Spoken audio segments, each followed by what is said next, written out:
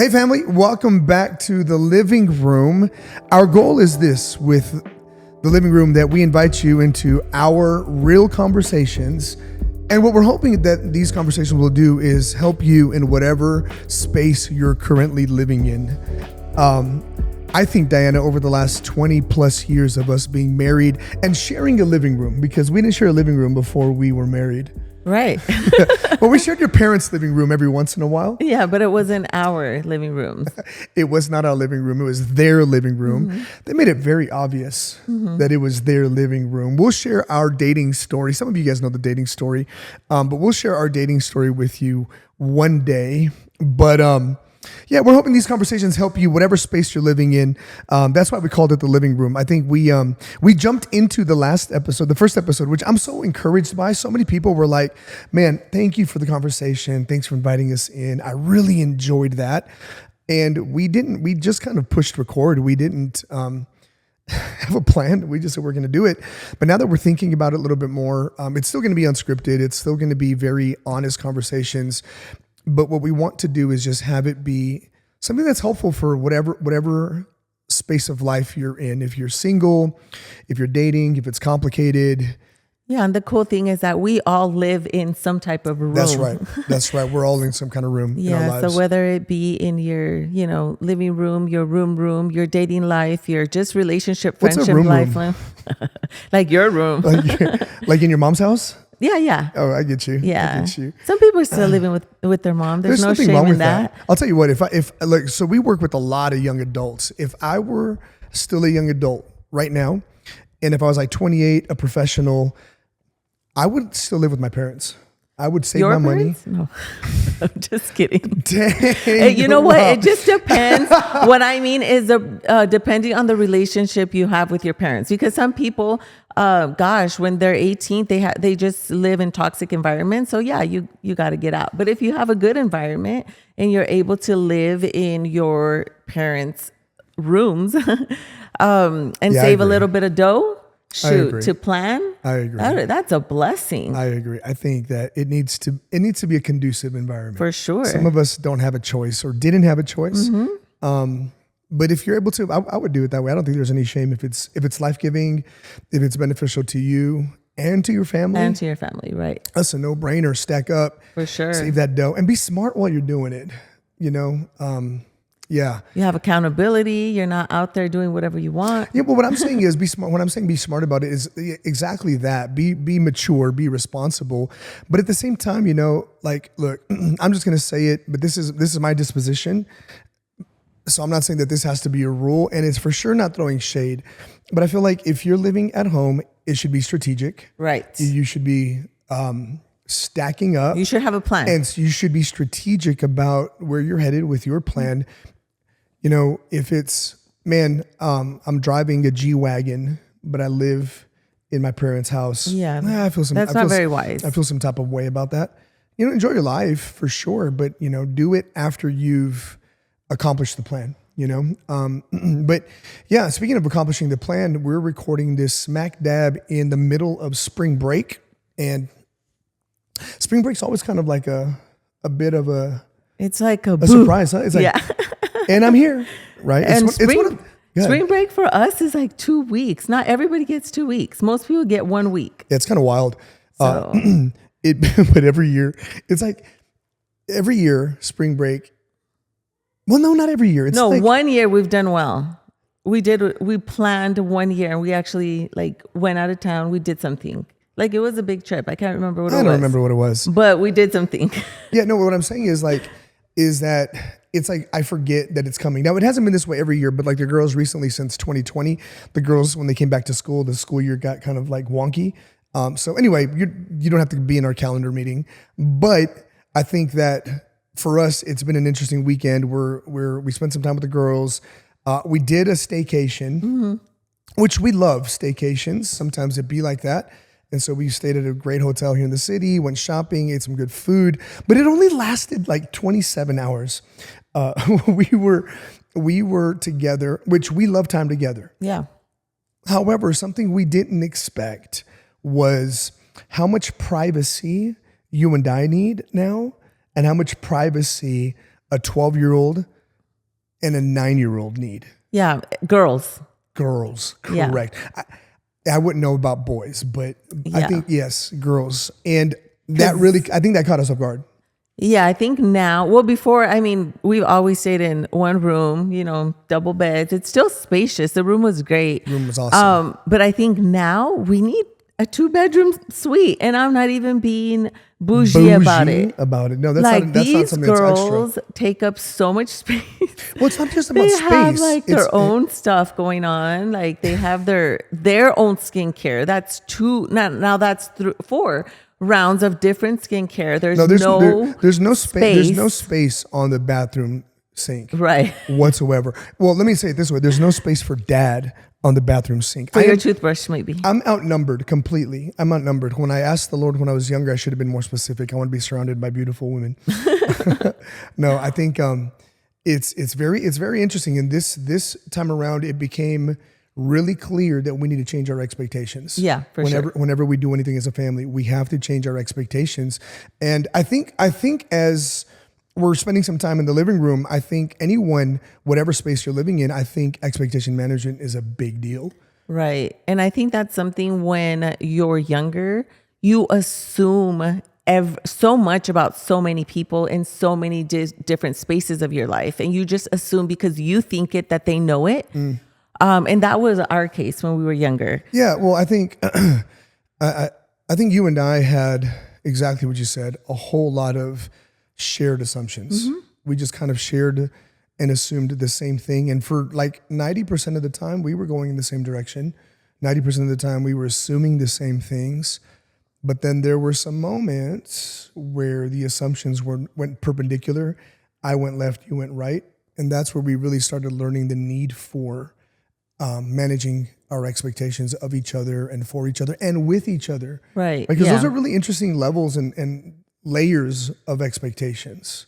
Does that make sense to you? Yeah, I think that's the whole point of expectation management is to communicate them to the other person. Because you can't really do you can do your own self expectation management, like internally, if you're navigating, a certain situation, then you have expectation management with yourself. But if we're talking about having expectation management with your partner or in a certain relationship, even with your kids, like it's so important to have that conversation and say it out loud because nobody can read your mind.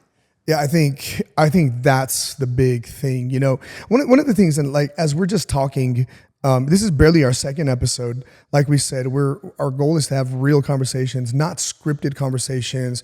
We're not trying to turn this into like a teaching podcast. What we're trying to turn this into is just you guys get a sneak peek into our lives. And hopefully some of the wisdom just kind of rubs off on you and you're able to get further faster. So I'm not trying to turn it into like a lesson or a presentation, like here's my PowerPoint. But I think to your point, babe, there's a big deal right there that you cannot keep your expectation management to yourself. Or let me say it this way, what you said, when you have expectation management of yourself, well then yes, you hold yourself accountable, you hold yourself responsible to that.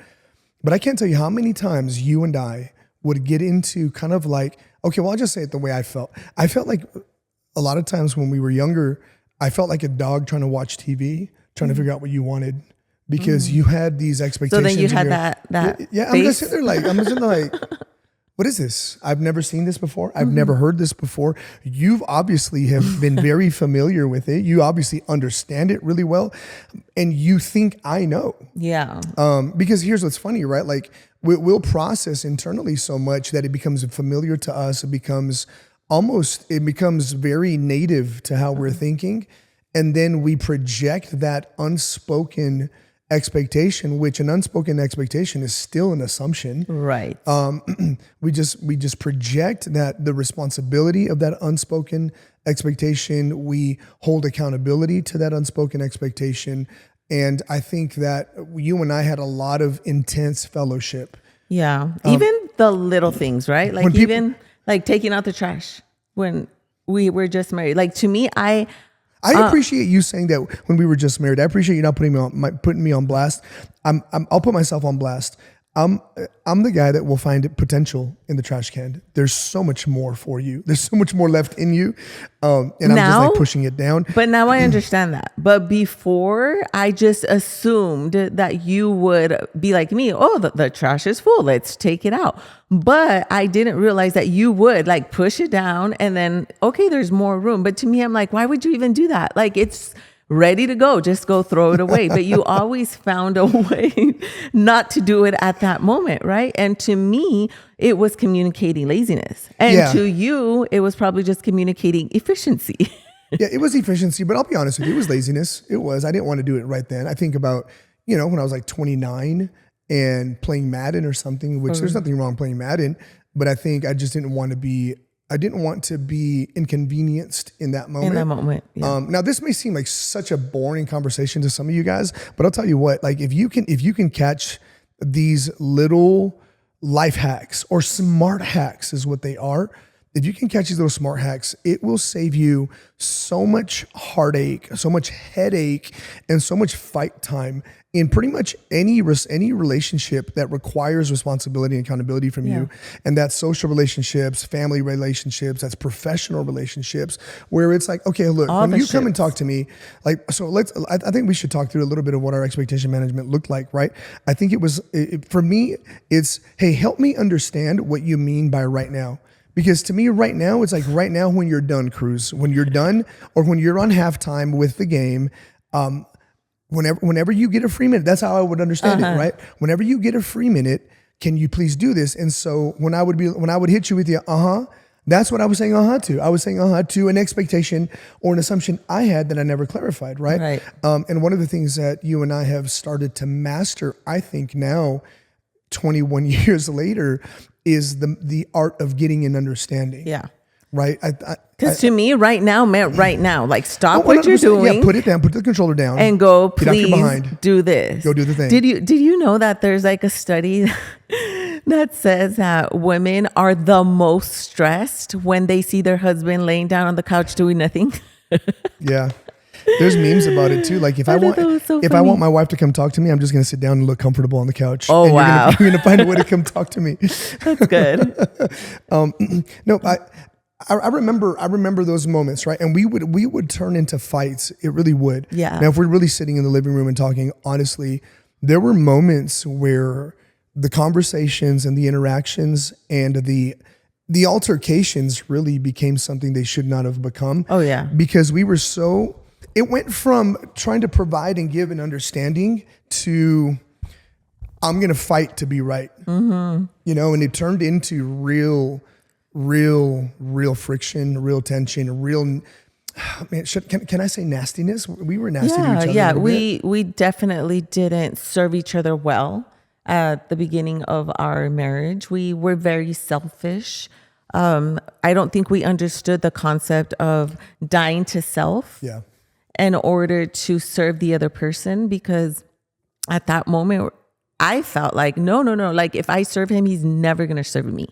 And like, that's not fair. Yeah. He has to see it my way, Well, I think that's a great point, Diana, where if we don't have enough in the love tank, right? That's a concept that one of our best friends when we were in our 30s taught us about. Just always have something in the love tank, always, because there's going to be moments where interactions and conversations, misunderstandings, miscommunications are going to make you take a withdrawal from your partner's love tank, or maybe not even a marriage context, right? Like have something in friendships, have something in a serve tank, right? Where I think we can still call it a love, like the love vault, the love storage, right? Where you build equity with whomever you're in a relationship with. Again, professional. You can love your coworkers by serving them well, by being, the best version of you, by having great ethic. You can serve your family well, and on, right? You can apply all of that. But I think that because we did not do that well, every little thing became like a real fight for, right? I'm not going to be taking advantage of. Yeah. I think that's, as you share that, I realize how real that was for you. Because we're talking real and we're talking like full disclosure, I was the main perpetrator. right? In Well, our like the earlies. yeah, well, girl, I would say like the first 8 years. Okay. No, I mean, keep it all the way a buck, right? I was severely underdeveloped, and So, let me. because of my underdevelopment. Let me finish, and I'll take it, right? But because of my underdevelopment, I only cared about me. Like I was so I never understood rest and digest mode. I was always in fight or flight. Yeah, Right? that's true. I was always in survival mode. I didn't understand thrive mode, right? And so I was always looking out for me, which is why, if you've ever heard Diana share stories of the first couple of years of marriage, like I would eat all the food and I wasn't just inconsiderate. When I said all the food, like I wouldn't leave groceries for her, right? I just wasn't considerate because that's just the pattern that I grew up in. I lived in. Like everybody fends for themselves. Yeah. But what I was going to say is I read another article that men don't emotionally mature until 43. Dude, that means I'm a baby. I'm just the baby. I'm just the baby. Like that blew my mind because it explains so much. And I think if you're in your 20s now expecting like a man to be emotionally mature like in their 40s, like you're gonna be so disappointed coming back to expectation management. I think that's why just doing research and having an awareness of where you are in life for real, like age wise and even maturity wise, will help you manage your expectations, because you can't expect something out of someone that they can't give you. Right. And that's something we didn't understand. Right. I'm like, what do you mean you can't do this? What do you mean you don't understand this or whatever? We just didn't give each other grace. Right. We were just very much trying. Well, I was trying to, like you had so much potential. And I'm like, I know you can get here, and that wasn't supposed to be my job. Right. My job was just to allow you to grow and me be graceful. Yeah. I think within reason, we got to the point where we were just frustrated with how we were living with each other. I think that's fair to say. Yeah, for sure. Right. Right around year 6 and 7, is when we got some real help, is when we had essentially an intervention with me. We'll talk about that another day. You don't have an anger problem, you have a control problem. But I think we just got so sick and tired of how we were living, where we knew that we didn't want to get divorced. We knew we didn't want to end the relationship. And again, now we're sharing from the context of our relationship, which is the most significant relationship in our lives, other than our relationship with the Lord Jesus, right?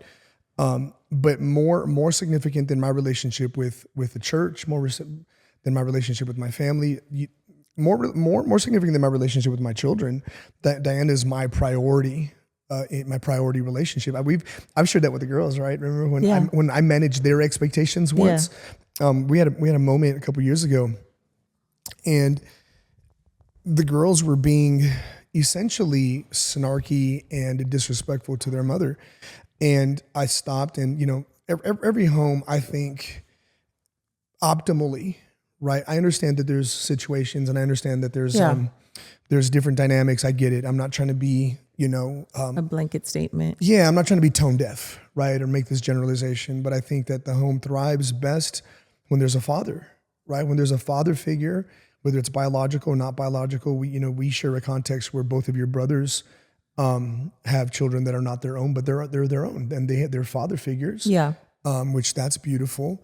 But I think that I had to be dad, and so my dad voice came out, and I stopped him. And y'all know the dad voice. You're not really yelling, but you're letting people know, right? Hey, dad's in the room. And so the way I managed their expectation was first of all, your mother is a grown woman. You do not speak to grown-ups this way. So we're starting at very fundamental of expectations. Right. Like this is base layer respect, right? So you don't talk to her that way because she's an adult. You're a child. The issue with our girls is that they don't know their kids, but you don't talk to her that way. Number 2, she's your mother, and you don't talk to your mother that way. That's disrespectful. It's not biblical. The scripture says, honor your mother and your father, for this is the first commandment with the promise. Obey your parents, honor your parents in the Lord so that you can have a long life and it'll go well with you, right? And so I connected that for them. But this is the one that kind of like left them wide-eyed and kind of shook them. And I said, but most importantly, she's my wife, and no one talks to my wife this way. You don't, I don't. No one talks to her this way. I remember saying, I would fight somebody. If someone on the street talked to my wife this way, we would have a problem. So do we have a problem? And they were just like, no, Dad, we don't have a problem. And I said, here's what you need to understand, that before I loved you, I loved her. And the only reason you're here, the only reason you're alive and in the flesh is because I love her. And when you leave, I'm going to love her. And the truth is, I love her more than I love you. Right? And so they got all sad. They're like, what do you mean you love her more? And so, well, I love her different than I love you, right? But what am I doing? I'm managing their expectations. They were like 6 and 4 when you told them. And that kind of changed the game for them though, right? And they really just began to understand things. And I think when we're serving people and serving in a relationship, whatever that relationship looks like, there has to be that type of clarity though. Yeah. Right? There has to be that type of understanding, that type of specificity, right? And so you and I came to a point where we were just like, man, we're tired of this. We're tired of living like this. We're tired of fighting all the time, which I think we should have a conversation soon on how you and I fight, because we fight all the time. Mm-hmm. But we have a concept and a philosophy of how we fight. I think it's unrealistic for any couple to ever think that they're not going to have tension or static or altercations, right? So anyway, so we decided that we were going to fix it. And what ended up becoming the greatest utility for the repair of that breach in our communication, in our relationship, was expectation management. Right. And expectation management takes time. Yeah. Like, I don't want you to think like we sat down one day and then from one day to the other, like it became 100%. Expectation management is for life. Because as humans and individuals, you're gonna change. Things are gonna change. Your perception and how you view things and what you want to do is gonna change. So I think it's important to mention that this will take time and it's gonna take the hard work. Right. So don't have expectation management when you're mad. We always did it on a level playing field, meaning we came together and told each other, hey, on Tuesday at 7:00, we're gonna sit down and have a conversation on expectations regarding the kids, regarding marriage, regarding sex, regarding our friendship or other people. I mean, our friends, not our friendship. Our boundaries, our boundaries, our relationships. So we came together and say, okay, on Tuesday, now when I come on Tuesday at 7:00, I'm prepared. I have my thoughts, and now we have a conversation. Now nobody's upset at each other. Nobody's yelling at each other. You know, we're calm. We're not in fight or flight. We're chilling. Yeah. And we were super specific. Right? Like, okay, when you say right now, what does that mean to you? Right? Yeah. Because, and it might even sound elementary. Like, literally, you guys are asking that. Yes, we went that elementary. Like, even when Cruz would say something, I'm like, I don't understand. Can you clarify for me? Yeah. I approached it, and hopefully this does not sound inappropriate or scandalous, but I approached it in a way where I asked Diana, I need you to explain it to me like I'm stupid, right? I need you to, like I don't know anything that's in your head, because I think that's the big thing, right? Because we share space, because we share intimacy, you know, and this happens in any context, this happens, right? Like we sit in the same cubicle bay for years and years and years. How do you not know this? Right? How many times have you had that kind of interaction with a coworker or a boss or a friend, and that question gets asked? How do you not know this? And it's like, man, I just don't know. You never told me this specifically, right? And it's like, well, you know, I thought all the hints and the context cues or the context clues were there, which to a degree, I think we over romanticize communication and over romanticize expectation management. Right? If I can make the application specifically to romantic relationships, there's this thing which I think is asinine, which is, well, if he loved me, he would just know. Yeah. Right? I can't believe that you love me and you make love to me and you do all this and you don't know this about me. And it's like, did you ever ask? You never Did told you ever me, told him? Right? Yeah. Like, you never told me. Yeah, and we want to live, especially women, we want to live in a world of romance and movies. Yeah. You know, and that's what we have to remember and tell ourselves, like, this isn't a movie. he isn't a Prince Charming. Like, he might be your Prince Charming, but he isn't the definition of Disney's Prince Charming. So in this world, the Prince Charming needs instructions. Sure. Absolutely. No, I agree. Give me an action item. Give me a mission list. Guys are mission driven. We're action oriented.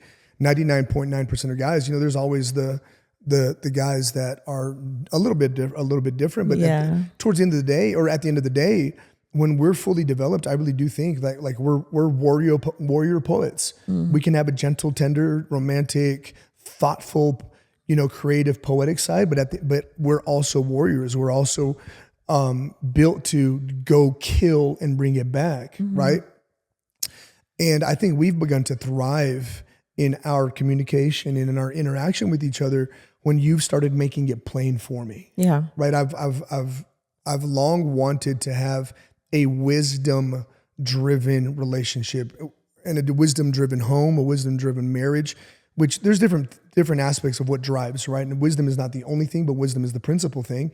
But purpose driven, intimacy driven, Christ obviously gospel driven. Yeah. But wisdom drives it, right? And so when Proverbs 4 talks about wisdom is the principal thing, get wisdom, but then it says in all you're getting, get an understanding. And I think that's the really key aspect that we were missing. Yeah. That we would get pissed off before we got understanding. Yeah. Right. Yeah. We would get because hurt. We were reacting to our internal assumptions about one another. Right. Is that funny? Like I would feel disrespected over something that I never told you I was going to hold you accountable to. Right. But then I didn't know. Wild. Right. I didn't know, or you didn't know, you never told me, you thought you told me. Yeah. So you have to go back to like the basics and the elementary. Like you have to have enough humbleness to say, you know what, I don't know. Yeah. Let's start from square one. Right. And also have the humility to say, I never told you. Yeah. Right. I never told you, so I remember, if we can bring it full circle,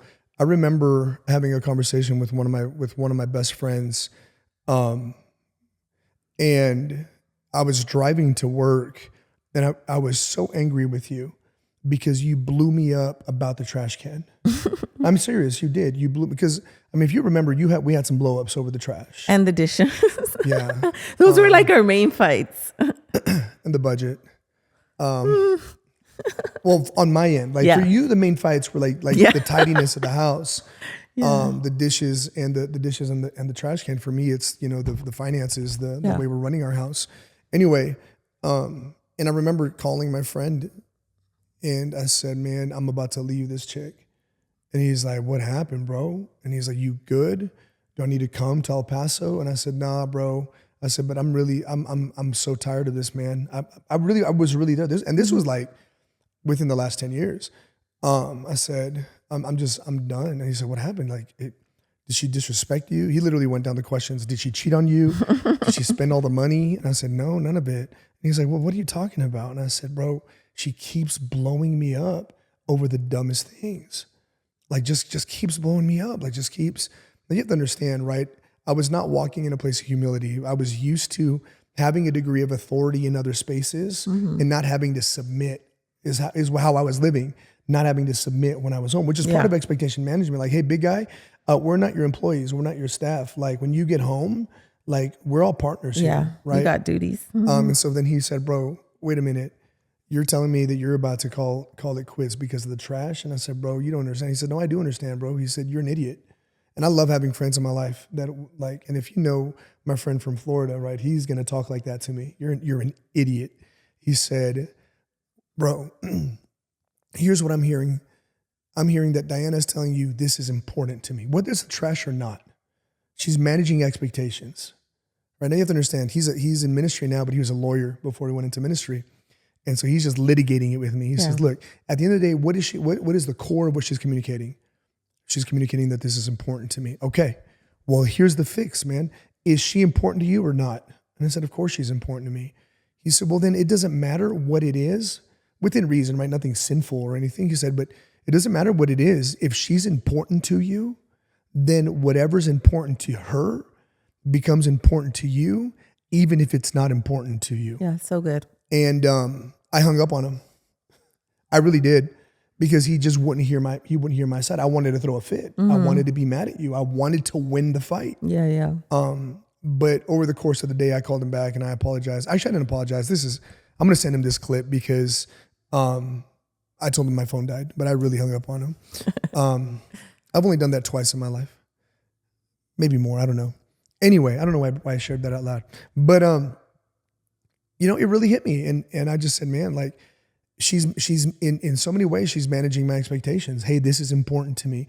And even if you didn't know how to say it, right? I think that's the key right there. Like, I don't need you to outright explicitly come and say, hey, this is important to me, because then you can become really legalistic or really rigid with it and almost petty. Yeah. You can become so petty with this. Well, you never told me.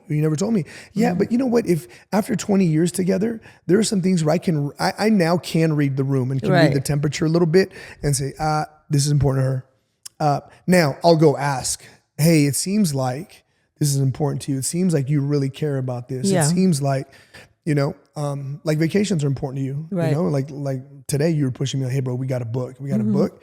That used to bug me. But now it's like, no, she's not trying to control me. No. She's telling me this is important. Yeah. And so I just started doing my best to care about the trash. I'm not perfect, but I do understand that's important to you. And I think you've done the same thing for me. Yeah, there's a lot of things that used to be important to you then that are not important to you now. So now I'm relearning what's important to you now. What would you say is important to me now? Now what's important to you is, let me think. I put you on the spot, babe. Yeah, you did. Like regarding... So I'll share with you some things that are important with me. No, I'm saying like regarding our marriage, just regarding the house. Just like what you know about me. I'm your guy, right? What's important to me?